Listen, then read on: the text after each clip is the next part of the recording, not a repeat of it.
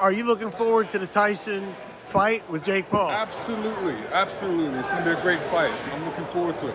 Do you wish it was a sanctioned fight and not an exhibition like it's going to be? No, because I would feel really bad for Jake Paul. I don't want him to get hurt. Floyd Mayweather has viciously advised Jake Paul to back out of his impending fight with Mike Tyson.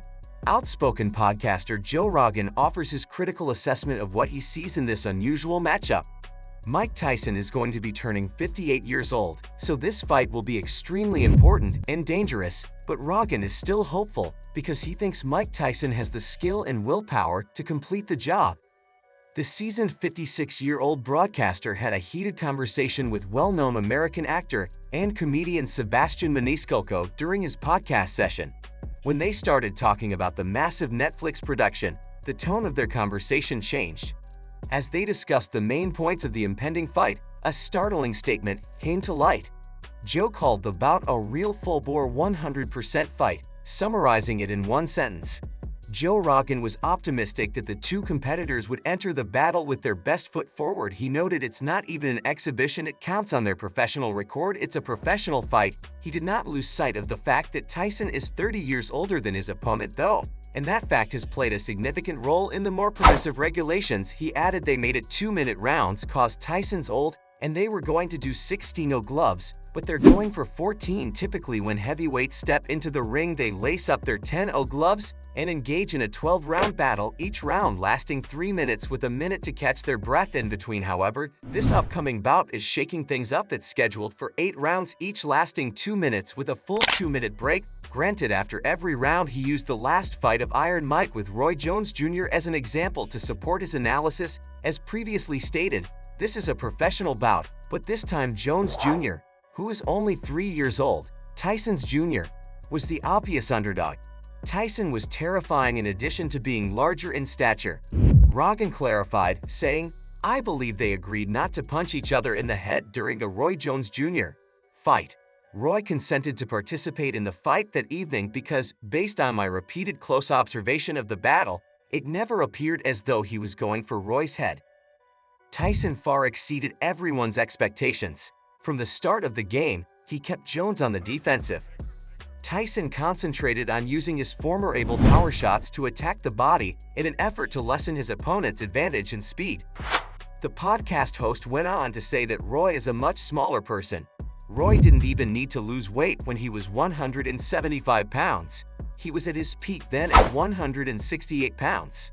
Roy was not Mike Tyson's size. In his heyday, he weighed 168 pounds.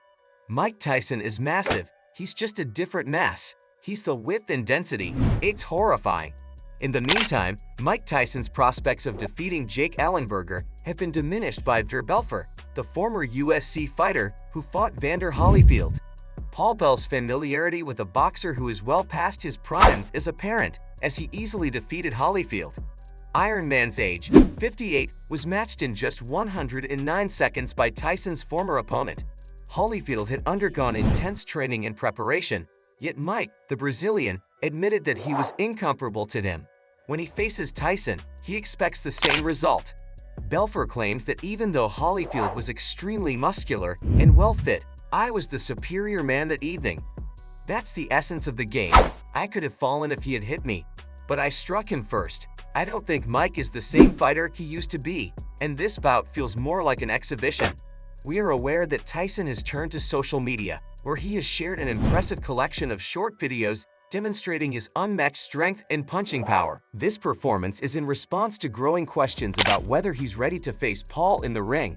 But according to UFC legend Henry Cejudo, Tyson will get paid $20 million just to get into the ring. In light of this, Belfer asserts that Tyson's eagerness to fight stems solely from financial considerations. He claimed that both boxers benefit financially from each other's success, which is beneficial for the sport. However, only Mike is qualified to comment on that. If he trained just for this fight, I don't think that would be a smart idea. A combatant must always maintain a healthy way of living. Tyson ragged Tony Bell, Anthony Joshua, and others discussed the fight and ventured some educated predictions about what they believed would transpire in each case. The three champions voiced their concerns, but they also stated quite clearly what they expected. While Fury believes the fight will be fairly matched, Bellew and Joshua both support Jake Paul as the likely winner. Tony Bellew voiced his worries about the much-awaited fight. Bellew expressed his concerns in a recent remark on Tyson's return to the ring against a much younger opponent, as well as the considerable age difference between the two fighters. Bellew is uncomfortable because Tyson, who is more than 30 years older than Jake Paul, is about to return to the boxing arena to compete against a boxer who is not in his generation. Concerns over potential harm or injury arise when one considers Tyson, who is considered by many to be one of the best heavyweight boxers of all time, competing against a much younger and less experienced opponent like Jake Paul. Bell, you mentioned that you were personally concerned about it, but let's face it, you have no idea what has been decided upon by the two. The thought of Mike Tyson facing off against a fighter over 30 years younger than him in a boxing ring is unsettling. Paul Bell expressed hope that the fight would be more of a spectacle or planned entertainment than a genuine and potentially hazardous physical competition, while noting the ambiguity surrounding the facts and agreements between Tyson and Bell. His primary concern is Tyson's health, stating emphatically that he doesn't want to see the great boxer get hurt during the match. "It's a little bit nuts," he continued. "I would hate to see Mike get injured in any way, shape, or form. Therefore, I'm hoping the fight is a little staged and theatrical." Bell's comments confirm the feelings of many in the boxing fraternity who are concerned about the hazards Tyson's late career comeback to the ring could present. The much-anticipated bout was discussed by former unified heavyweight champion Anthony Joshua. Joshua showed his respect for Tyson's boxing legacy by making comments that were a mixture of concern for his well-being, recognition of Paul's youth advantage, and support for the wider impact of influencing boxing on the sport. Given Tyson's old age and the physical toll of his years in the ring, Joshua highlighted his hope for Tyson's health and safety during the impending match. Joshua wants to make sure that Tyson wins the fight at the UFC no matter what happens. Joshua stated that Tyson is now older. "I hope he emerges unscathed. In my opinion, Jake Paul prevails due to his youth.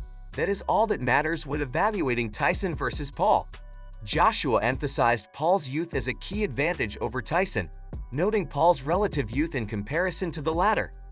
Joshua surmised that Paul might have an advantage because of his strength and energy. Joshua didn't give a firm forecast, but he did note that youth would play a big role in how the fight turned out before moving on to a more general topic about influencer boxing. Contrary to the doubts voiced by certain boxing traditionalists, Joshua provided a balanced take on its impact on the sport. While purists may question the legitimacy of influencer boxing events, Joshua saw them as a positive force for the growth and popularity of the sport. He noted that these events undoubtedly draw a diverse audience and spark widespread interest in the sport. In Joshua's opinion, the influx of viewers and fans drawn to these events ultimately benefits the boxing community as a whole by expanding the sport's reach and engaging new audiences. Influencer boxing events, he continued, add to the sport's general expansion and significance in the contemporary sports and entertainment landscape. In my opinion, influencer boxing is incredibly fantastic. Boxing purists, on the other hand, dislike it, believing that it is disrespectful to our sport. However, I believe that person attracts a large number of people to boxing, which benefits everyone else. Tyson, in addition, Fury offered his thoughts on the impending fight and a direct assessment of its importance to boxing as a sport. Fury's comments demonstrated a realistic and receptive mindset regarding the unusual matchup, realizing its capacity to draw a large amount of interest and yield substantial financial gains for its players. Beginning with the involvement of two divisive individuals in boxing, Fury described the Tyson-Paul fight as a tremendous development for the sport from one side of the stands. On the other hand, Fury believes that Jake Paul, a former YouTube phenomenon who is now a professional boxer, is a respected legend whose name alone inspires respect and affection among fans worldwide. Paul's unconventional path into the boxing game has captured the attention of millions of admirers and detractors alike. While admitting the contentious nature of Jake Paul's presence in the sport, the collision of these two disparate personalities within the boxing arena promises to provide a spectacle unlike any other, attracting both ardent followers and vociferous detractors into the fray. Fury underlined how much of an influence he has had on bringing boxing to new audiences, both online